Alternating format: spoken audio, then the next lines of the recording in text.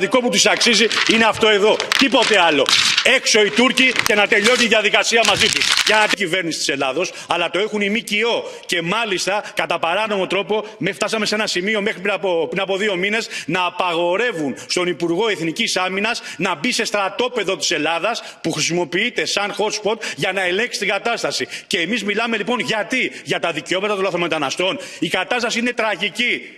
Κλέβουνε, βιάζουνε, σκοτώνουνε. Και εσείς εδώ οι ανθρωπιστές μιλάτε μόνο για τους Πακιστανούς, μόνο για τους Αφγανούς και για τον οποιοδήποτε άλλο. Μιλήστε λοιπόν για τους Έλληνες και δώστε τα δικαιώματα στους Έλληνες, στην πατρίδα των προγόνων τους που ζουνε, που τα έχουν χάσει. Απέναντίας χαϊδεύετε την Τουρκία, είναι το αγαπημένο παιδί η Τουρκία, τους αφήνετε να κάνουν ό,τι πραγματικά θέλουν, γεμίζουν με ασταμάτητες ροές λαθρομεταναστών την πατρίδα μου και όλη την Ευρώπη, και αυτή εδώ η σημαία που είναι η τουρκική σημαία που δεν επιτρέπεται να κάνει αυτά που κάνει, που είναι μια αιματοβαμμένη σημαία, το μοναδικό που τους αξίζει είναι αυτό εδώ. Τίποτε άλλο.